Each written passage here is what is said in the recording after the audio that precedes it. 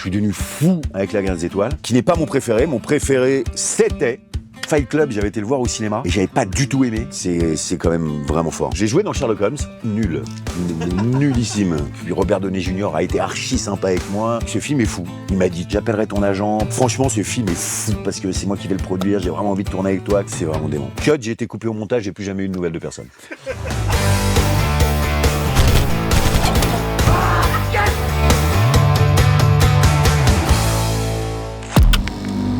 Bon, bienvenue Gilles. Merci beaucoup. Bienvenue. Alors là, on est chez JM Vidéo, Ouais. qui est l'un des 2 derniers vidéoclubs à Paris. Pour commencer, tu peux juste nous raconter, toi, ton rapport à ce truc de vidéoclub, d'aller louer les DVD, de les ramener chez soi. Est-ce que ça a été important dans ton parcours? En fait, moi, quand j'étais adolescent, j'étais très client des vidéoclubs, quoi. Comme je suis un adolescent des années 80, c'était l'explosion des vidéoclubs. Je passais mes mercredis, mes week-ends entiers dans les rayons de films d'horreur. Ma cinéphilie, elle s'est vachement construite aussi sur la VHS, la cassette vidéo à l'époque. Donc j'ai un rapport nostalgique, mais pas que. J'ai un petit côté aussi pas collectionneur, parce que je suis pas collectionneur, mais j'aime bien l'objet en fait. J'aime bien avoir une jaquette, j'aime bien avoir une affiche, j'aime bien avoir un truc un peu matériel. Le côté dématérialisé de la VOD m'angoisse un peu, quoi. Puis je sais pas, je trouve qu'il y a un truc aussi, un rapport avec les gens qui sont derrière le comptoir, même s'il n'y a pas de rayon Gilles Lelouch. Il n'y a pas de problème, il n'y a pas d'angoisse là-dessus. Mais c'est quand même cool d'aller parler avec les gens qui vous conseillent des films, de parler autour du cinéma. Voilà, c'est quelque chose, c'est un truc de partage qui manque, je trouve. Bah, justement, c'est ce que toi, tu vas nous faire. Tu vas nous partager des films que tu aimes particulièrement. T'en as choisi un qu'on a mis juste derrière. Alors, on a triché, c'est pas cinéma européen, mais c'est un cinéaste qui l'est, lui. Ouais, Pourquoi alors, tu nous parlais de Drive? Ouais, en fait, non, je trouve que c'est un film extrêmement cool. What do you do? I drive. J'ai un plaisir, un peu adolescent à regarder ce film. La musique est cool, les cadres sont cool, les personnages. Enfin, je sais pas, il y a un truc. Et pourtant, je suis pas fan du réalisateur, pas tout le temps. J'ai adoré la trilogie Pusher. Et puis après, je trouve que bon, voilà. Mais ça, je trouve ça vraiment très cool. Voilà. C'est un plaisir un peu gratuit, un peu. C'est du cinéma qui frime et parfois c'est cool quand ça frime du cinéma. Alors, question, moi, je l'ai vu quand il est sorti, je l'ai pas revu depuis. Est-ce qu'il a bien vieilli ou pas? Ouais, il a bien vieilli. Ok. Franchement, il a bien vieilli. Ouais. Voilà, pas plus. Pas plus à développer. Tu nous as dit que tu voulais qu'on commence par le côté américain? Sur la droite, le rayon à droite? Ouais, je veux bien. Allez, on y va. Ça, là, par exemple, c'est pas du tout américain, mais Requiem pour un massacre, c'est extraordinaire.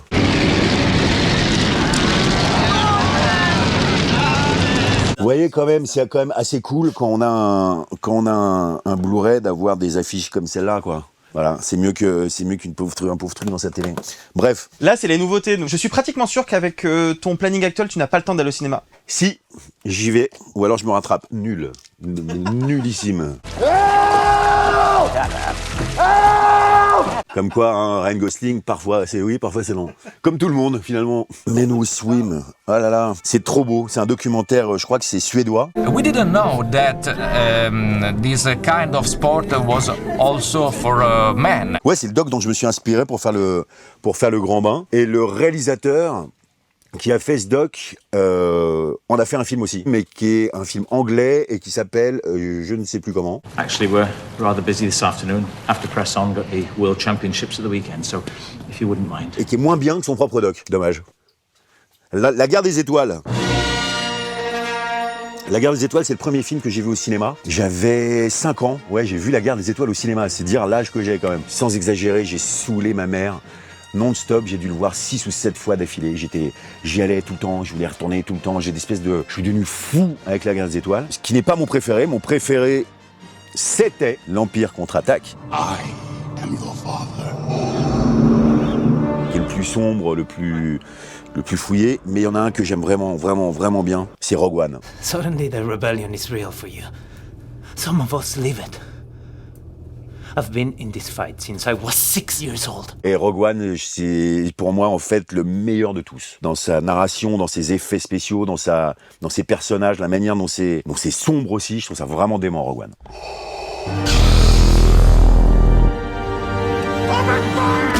Alors, classe 1984.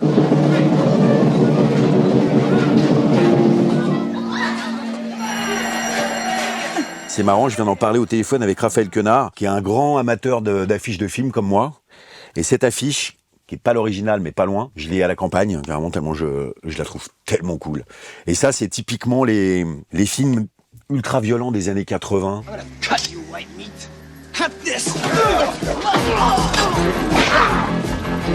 Un peu les dérivés des Mad Max, des The Warrior, etc. Des films un peu comme ça, apocalyptiques, ultra violents. C'est des séries Z, hein, c'est pas des grands films. Mais j'adore les voir. C'est des musiques au synthé, c'est des espèces de trucs. C'est typiquement les films que j'allais louer quand j'étais ado. Vraiment. Et ça, typiquement, c'est genre un film un peu référence pour l'amour ouf? Non, quoi que ça se passe quand même dans un lycée. C'est que des élèves totalement timbrés, surviolents, et il y a un prof qui est harcelé. Enfin bref, c'est pas la violence de l'amour ouf, c'est la violence. Non, c'est la violence qui me faisait kiffer quand j'étais. Quand j'avais 14 ans et je regardais ça, je trouvais ça trop cool. Les Affranchis, bon bah voilà. Hein.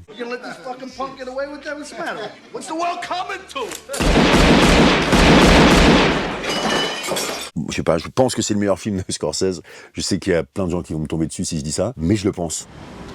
Je le trouve plus rock, plus punk, peut-être moins abouti, mais plus viscéral que Casino. Casino est un immense film, mais je pense que c'est la genèse, le souffle, la rage. Pour moi, c'est Les Affranchis. Le mélange de la musique. On a rarement fait mieux au cinéma. Les personnages, Joe Pesci, cette surviolence, enfin voilà, je trouve que c'est vraiment mon Scorsese préféré, et de loin. Et je trouve la fin exceptionnelle de coolitude aussi, quoi. Get to live the rest of my life like a schnook. Alors, on a mis un film qui était pas dans tes films préférés pour le coup, mais parce que je crois que t'as une petite histoire avec lui. Je suis Sherlock Holmes. Oui. Perhaps you've heard of me. My name is Sherlock Holmes. J'ai joué dans Sherlock Holmes. J'ai eu très très peur quand j'ai fait ce film. J'avais un trac de dingue. Et puis en fait, finalement, ça s'est super bien passé. Et puis Robert Downey Jr. a été archi sympa avec moi. Il m'a invité à dîner le soir à l'hôtel. Puis il m'a invité dans sa caravane pour parler, machin. Il m'a dit, j'ai un projet de film entre deux frères. J'appellerai ton agent parce que c'est moi qui vais le produire. J'ai vraiment envie de tourner avec toi. Cut, j'ai été coupé au montage. J'ai plus jamais eu de nouvelles de personne. Voilà. Sympa. Mais vraiment, hein. Vraiment, c'est une histoire, c'est le jour et la nuit. C'était fou. Foxcatcher, ça c'est un film que j'adore. This is an Olympic gold medal. I won this. Qui est pas très connu, mais qui est un immense film. Bennett Miller, qui a arrêté le cinéma. Ça l'intéresse plus, il a l'impression d'avoir fait le tour. C'est un grand metteur en scène. Et il avait fait un autre film qui s'appelle Le Stratège, avec Brad Pitt, qui est vraiment dément. The problem we're trying to solve is that there are rich teams and there are poor teams. Then there's 50 feet of crap.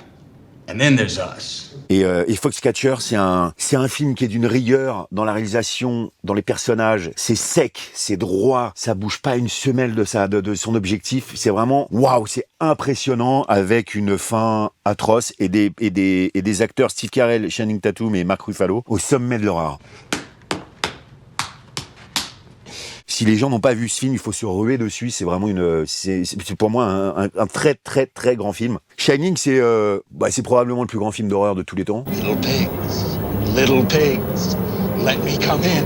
Mais ça raconte aussi mon amour et mon appétit pour les films d'horreur. Encore une fois que je répète, mais c'est ce que je louais essentiellement dans les vidéoclubs. Les Shining, les Massacres à la tronçonneuse, les Evil Dead. Evil Dead, j'adorais la réalisation de Sam Raimi, ce côté BD.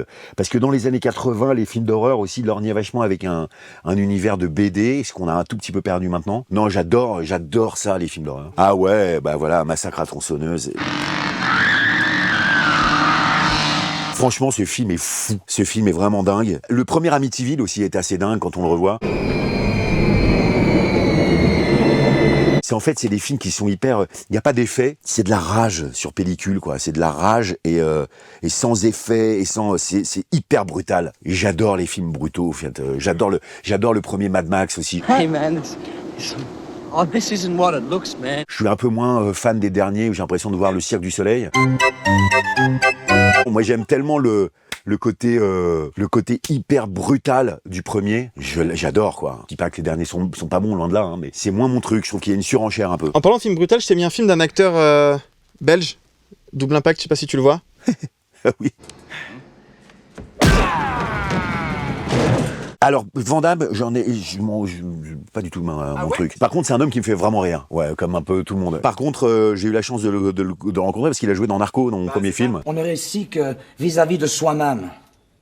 Et le reste n'a aucune importance, Lenny. Parce qu'il y avait le Poulvord qui était un karaté, qui parle avec Van Damme, qui est son espèce de double idéalisé. Et donc, j'ai quand même eu la chance d'avoir Poulvord et Van Damme ensemble. C'était exceptionnel, inoubliable. Inoubliable. Alors, ah waouh, ça j'adore. Alors ça, Risky Business. Je trouve ça dément. Pour moi, c'est vraiment le bon goût des 80s. C'est-à-dire, la musique est tellement cool. La réalisation, elle flirte, mais pas trop, avec une certaine forme d'onirisme, mais un truc un peu comme ça, un peu mélancolique de ces banlieues américaines où on s'ennuie, où ça traîne. Alors oui, c'est super confortable, mais qu'est-ce qu'on s'emmerde. Et en même temps, le film est en fait un film de punk ultra anarchiste. C'est presque un appel à la colère adolescente, quoi, au soulèvement et à l'érotisme. Et en fait, le film est vraiment, vraiment, vraiment dément. C'est un film que j'adore. Outsiders. C'est probablement... mais ça aussi, Risky Business, hein, en fait, c'est des références pour l'amour ouf que j'ai eu, en fait. Et Outsiders, c'est... Ouais, je suis fan de ce film, de son romantisme, de son outrance même. J'aime bien l'outrance, finalement. Et je suis fan de Coppola. Well, thank you, and now I'm gonna walk out, so why don't you get the shot of me walking out? Dans celui-là, il y a une petite histoire qui est assez géniale autour de Outsiders. C'est une bibliothécaire de lycée qui a demandé aux élèves quel est le bouquin qu'ils aimeraient voir adapté. Et tous les élèves ont sorti Outsiders, qui était un roman à l'eau de rose qui venait de sortir et dont toute la jeunesse s'est emparée. Et elle dit, mais qui vous aimeriez voir à la réalisation? Elle a dit, et tous les élèves ont dit Coppola. Elle dit, bon, on va écrire une lettre à Coppola avec le bouquin, puis on va le faire signer. Et il y a, 700 élèves qui ont signé la lettre. L'assistante de Coppola s'est plantée, normalement, elle lit les livres, puis elle lui donne après. Là, le livre est parti direct chez Coppola. Donc il a ouvert, il a lu la lettre, ça l'a fait marrer, il a lu le livre, il a fait le film, et il a fait l'avant-première dans le lycée en question. C'est vrai ? Ouais. C'est quand même une histoire géniale, quoi. Donc c'est grâce à cette femme bibliothécaire que le film a existé, qui est un film magnifique. Et il y a toute la jeune garde des acteurs américains du début des années 80, quoi. Ouais, Voyage au bout de l'enfer, pour moi c'est le film parfait.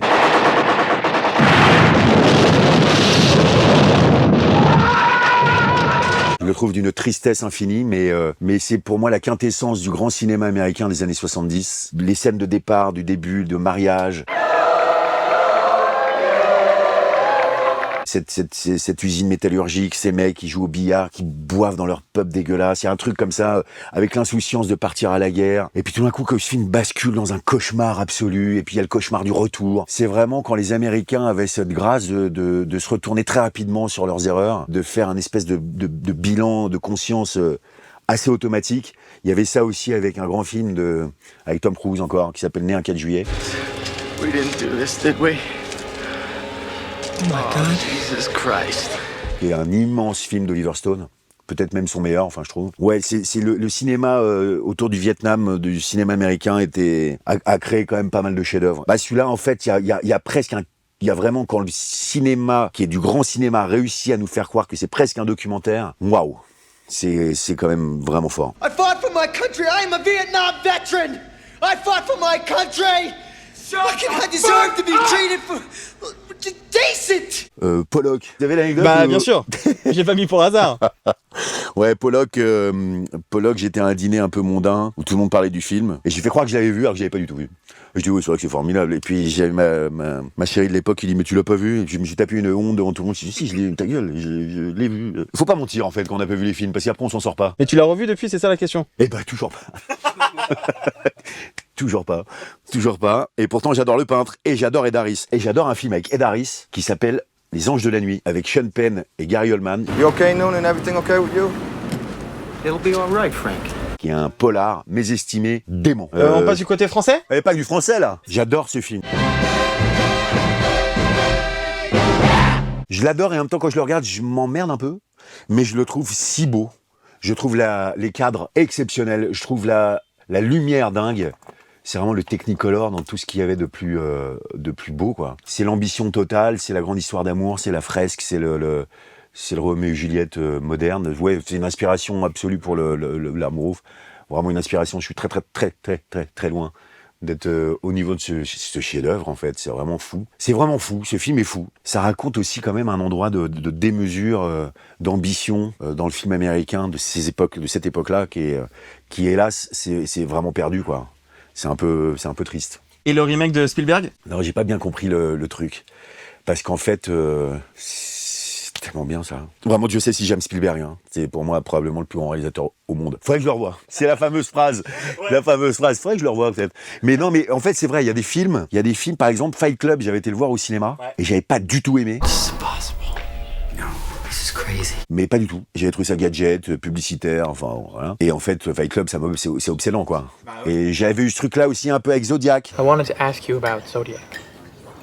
Well, I appreciate the interest, but we don't discuss open cases. Maintenant, Zodiac, je le regarde peut-être 3 fois par an.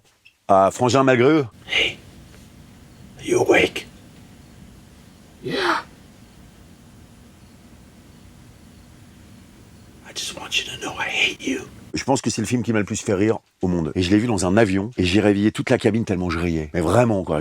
Alors ça c'est vraiment l'époque bénie de la comédie. Will Ferrell, je suis quand même assez fan. Le truc qu'il a fait aussi avec ouais Bad Cops. Ouais. I took an online class at University of Phoenix on negotiating. I'm gonna need a priest and a bullhorn.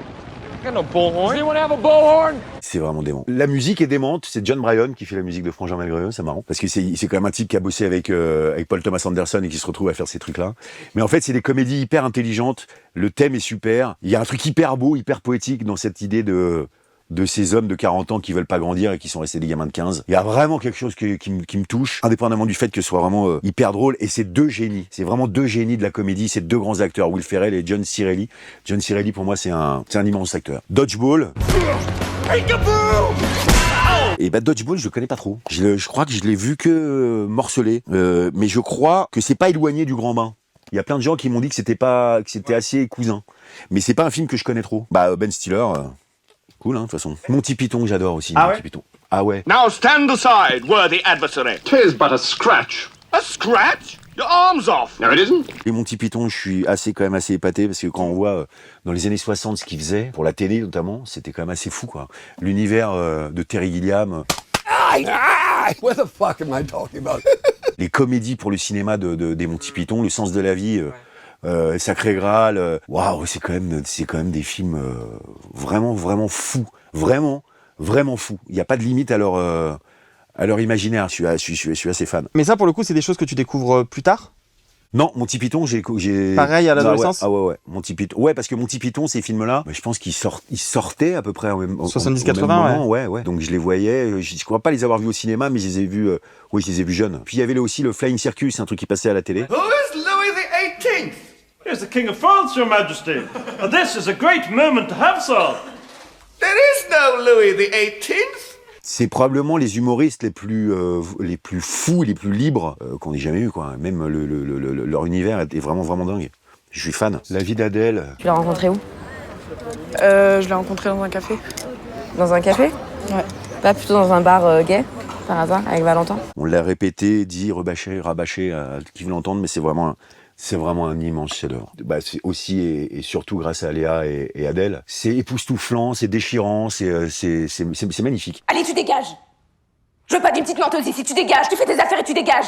Et j'ai tellement de chance d'avoir eu Adèle devant ma caméra, parce que franchement, je souhaite à tous les réalisateurs du monde d'avoir un jour la chance de pouvoir travailler avec elle. Tu sais, pendant toutes ces années, j'ai beaucoup pensé à toi. À nous, à ce qu'on était. Parce que t'avais tout gagé. Mais vraiment, je le pense très sincèrement. C'est une actrice exceptionnelle, c'est une femme d'une gentillesse, d'un cœur, d'un humour et d'une intelligence rare. Elle est fidèle, elle est douce, elle est partante pour toutes les aventures. Waouh! Eh ben, elle fait beaucoup de qualité pour elle. Teddy. Ouais. Teddy, c'est un film que j'ai adoré quand je l'ai vu. Teddy? Teddy? Oh! Je l'ai trouvé hyper original. Et en fait, quand je l'ai vu, j'ai eu un petit déclic. J'étais censé réaliser Leurs enfants après eux, l'adaptation du roman de Nicolas Mathieu, l'adapter et le réaliser. Et en fait, j'en avais pas le temps, parce que comme vous avez vu, ma cadence pour écrire un film, c'est une petite dizaine d'années. Donc je me suis dit, là, il faudrait quand même accélérer un peu. Et donc en fait, j'ai été voir mes producteurs en leur disant, je pense que je vais pas avoir le temps de faire Leurs enfants après eux. Par contre, j'ai vu Teddy des frères Boukervin et vous devriez le regarder parce que je pense que c'est ces mecs-là qui devraient le faire. Et ils l'ont fait. Et c'est sublime ce qu'ils ont fait. Et en fait, il y avait dans Teddy un peu déjà les éléments de Leurs enfants après eux, c'est-à-dire la lutte des classes, un gamin amoureux d'une gamine qui ne l'est pas en retour. Et c'est une tragédie amoureuse sur fond de loup-garou. C'est quand même assez dément, quoi. Et franchement, eux, je pense qu'ils vont faire que des choses vraiment, vraiment étonnantes et c'est qu'au début ils sont au début de leur carrière et ils vont aller super loin, j'en suis absolument sûr. Parce que pour le coup, je l'ai pas encore vu celui-là, mais tu joues dedans. Ouais, je joue dedans. Du coup, c'est marrant la passe décisive qui, au final, fait que du coup, tu restes un peu autour du film, quoi. Ouais, bien sûr. En fait, je pense que c'est le seul film, si je l'avais réalisé, dans lequel j'aurais pu possiblement jouer. Parce que ce personnage, je le trouvais tellement bouleversant, ce père de famille qui perd tout. Et puis on le voit perdre tout au fur et à mesure et sombrer dans l'alcool et la dépression et tout. Il y a quelque chose que je trouvais tellement beau dans ce personnage que ouais, je suis content qu'il me l'ait proposé. Je suis hyper content qu'il me l'ait proposé. Et je suis hyper content d'être dans ce film qui est vraiment magnifique, avec Paul Kircher qui défonce tout. Je t'ai mis Didier. Ouais. Debout. Oh. Lâche ça! En fait, Alain Chabat, c'est quand même quelqu'un qui peut se dire que de son vivant, il sait qu'il a touché à des choses qui sont quasiment tout le temps mythiques. En fait, tout ce qu'il touche, c'est culte. Ouais, c'est vrai ça! Ipakuhupu Iruchen Yuchen Miaut. Ouais! C'est assez impressionnant en fait. C'est quand même un homme qui a une espèce de vision sur le cinéma, sur ce qu'est l'humour, sur ce qui peut être la télé, enfin bref. Il est compliqué à avoir, Alain Chabat, parce que voilà, justement, je pense que c'est parce qu'il a cette vision-là. Mais quand il est à vos côtés, alors là, c'est l'humilité absolue, c'est l'écoute absolue. En fait, il a quelque chose qui est absolument imbattable. C'est sa profonde et délicate empathie, quoi. On le voit et on a envie de le suivre partout, au bout du monde. C'est-à-dire qu'on a envie que ce soit son père, on a envie que ce soit son meilleur pote, on voudrait l'avoir avec soi 24 heures sur 24, Alain Chabat. Et vraiment, en plus, c'est vraiment l'humilité, mais alors absolue, la gentillesse et la coolitude. J'ai de la chance de rencontrer ces gens-là, quand même. Hein. Et je voyais Jean-Pierre Bacry aussi, de tourner dans le sens de la fête d'Éric et Olivier. Get up! Whoa! Come on! Tu voulais! James Slifer!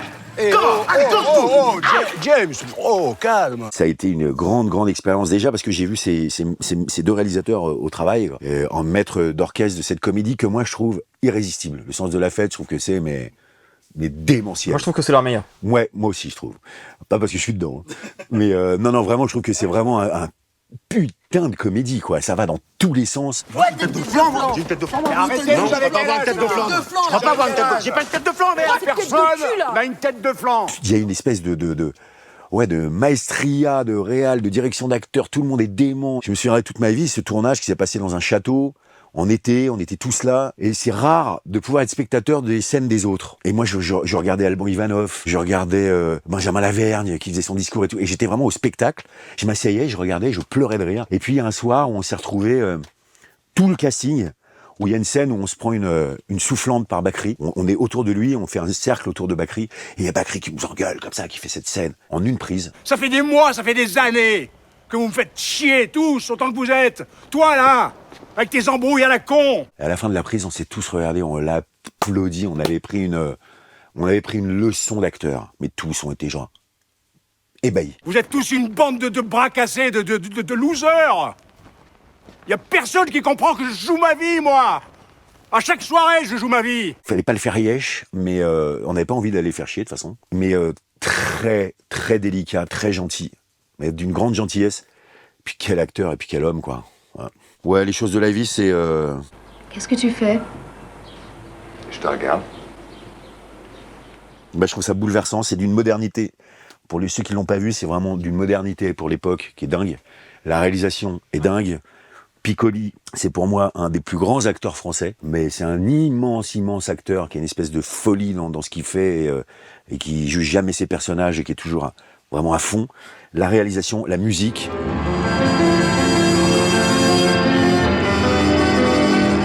C'est vraiment aussi la musique de Philippe Sard où on se dit que voilà, on enlève la musique, c'est plus tout à fait le même film. Donc l'importance aussi de la musique au cinéma, parce que moi j'adore ça, la musique au cinéma. Et les choses de la vie, ça raconte ça, et puis la beauté de Romy Schneider, la beauté inoubliable de Romy Schneider, quoi, voilà. La perfection.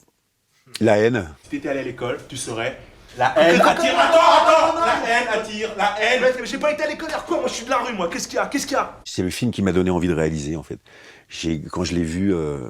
Je crois qu'il est sorti en 96, je pense, un truc comme ça. Et en fait, moi qui étais très cinéphile, j'avais pas envisagé la réalisation. Jamais. En fait, j'avais jamais vraiment regardé le cinéma de ce prisme-là. Je voyais une histoire, je me laissais totalement embarquer dans le conte qu'on me racontait. Je voyais le travail des acteurs, je voyais ça, mais la réalisation, c'était pas quelque chose de lisible pour moi. Et en fait, en voyant La Haine, j'ai vu une esthétique, une musique, un goût qui était exactement le mien, qui correspondait en plus à vraiment à mon époque. Et j'ai eu un choc.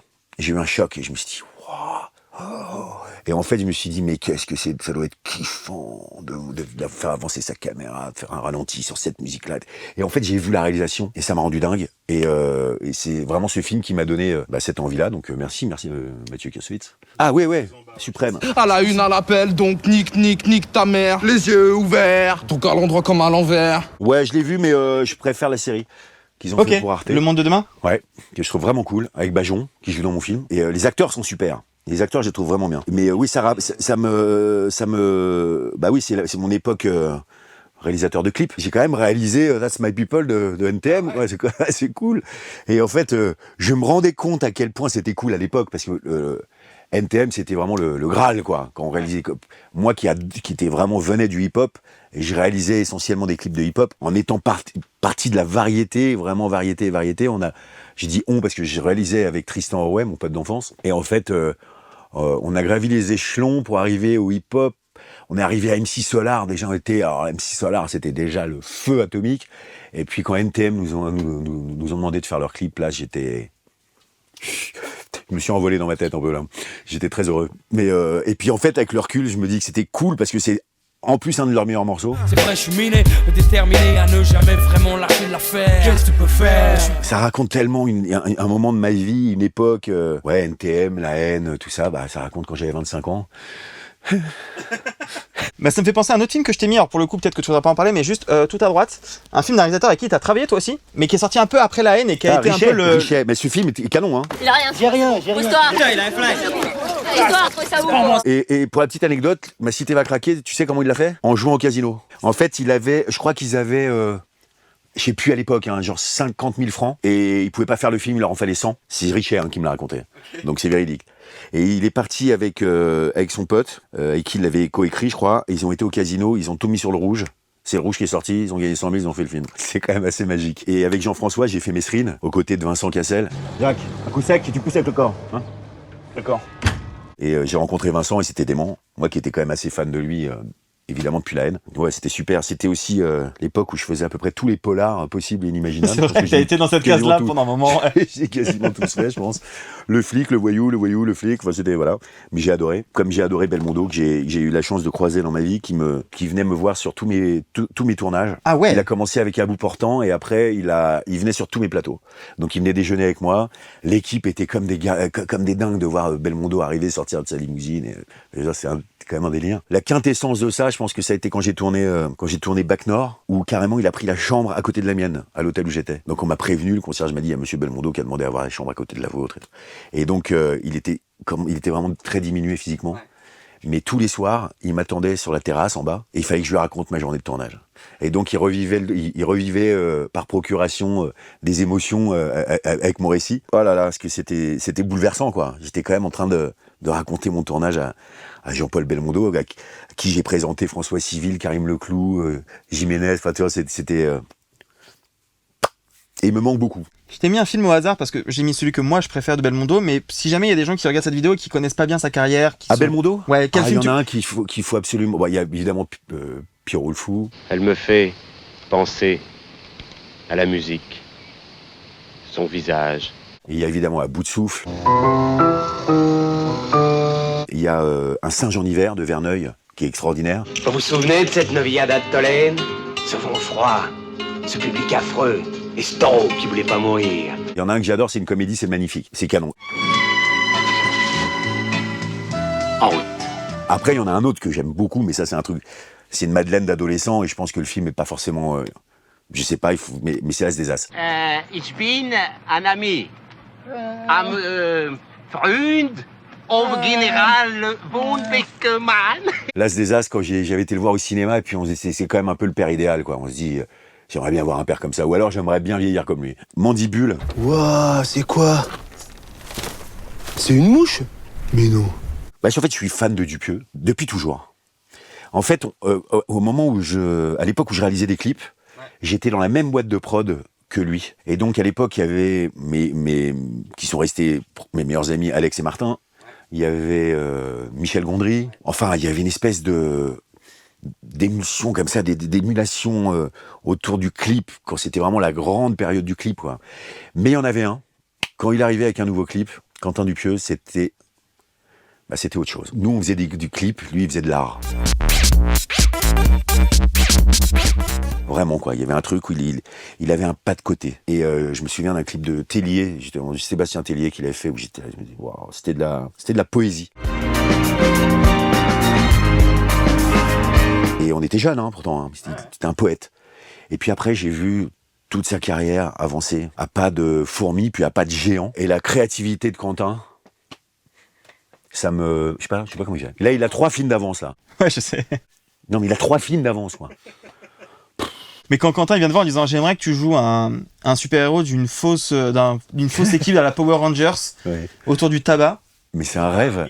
Tu sais, je te l'ai jamais dit, mais c'est fou ce que tu me rappelles moi quand j'étais jeune. Je te jure. Mais on s'en branle. Mais lui, il peut me dire c'est n'importe quoi. Qui veut, quand il veut, où il veut. Mais et puis franchement, je souhaite à tout le monde de tourner avec Quentin Dupieux, quoi. C'est un type qui fait du cinéma comme un court-métrage. Il cadre, il fait la lumière. Il y a pas 1000 options. C'est ou c'est de la merde ou ça bute. Voilà. Ouais, ça bute. Mythique, ça bute. Ou alors non, rien à voir, de la merde. Vas-y, on dit. Voilà, c'est tout. Il y a deux possibilités. Et c'est quand même assez dément, quoi. Et c'est un truc, c'est son équipe. Et film après film, c'est la même équipe. Film après film, maintenant, il en fait 2 ou 3 par an. Donc c'est un kiff, quoi. Je veux dire, c'est du cinéma. C'est hyper bien écrit. C'est hyper bien réalisé. Ça joue tout le temps super bien. Il a des idées, à la Buñuel, quoi. C'est une sorte de Buñuel contemporain. Tu vois, dans Au Poste, ma citation de Buñuel, elle est inconsciente parce que au moment où je l'écris, je me rends même pas compte que je cite ce chef-d'œuvre. Il est inhibant, il est complexant, il donne des complexes, Quentin. Jerry Lewis. J'adorais Jerry Lewis quand j'étais petit. Non, mais ça, c'est pas une vie avec Dean Martin, je sais pas, je l'ai jamais vu. Mais il y a un film que j'adorais, Dr. Jerry, Mr. Love. Qui est hyper beau esthétiquement, plastiquement, mais vraiment. Et que je trouvais très drôle, qui a probablement pris très cher. Juste là, rayon animation. Ouais. Il y a un film, quand t'es arrivé, c'est le premier truc que tu nous as dit, c'est celui-là, c'est un chef-d'œuvre. Ah ouais. Toy Story 3, c'est un chef-d'œuvre absolu. Welcome to Sunnyside, folks. I'm Lotso Huggin' Bear, but please call me Lotso. Buzz Lightyear. C'est-à-dire que c'est probablement un des scénarios les plus parfaits que j'ai vu dans les...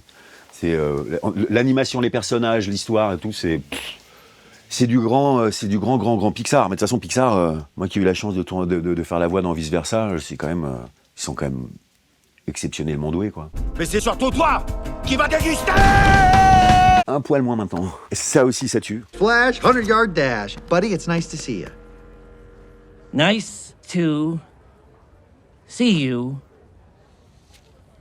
Too. Ça, c'est exceptionnel, Zootopie. C'est mis 700 idées à la minute. Les Indestructibles. C'est mon préféré, moi. Waouh. Il est d'une beauté. Les décors, les trucs, la lumière, c'est... Waouh. Ouais, Pixar quand même, hein. Et on t'a mis un autre film d'animation français qui a une petite histoire. J'ai cru comprendre que, justement, t'y retournais. Eh ben, je retourne avec mon copain Obélix, là. Oui, j'y retourne grâce à Alain Chabat, justement.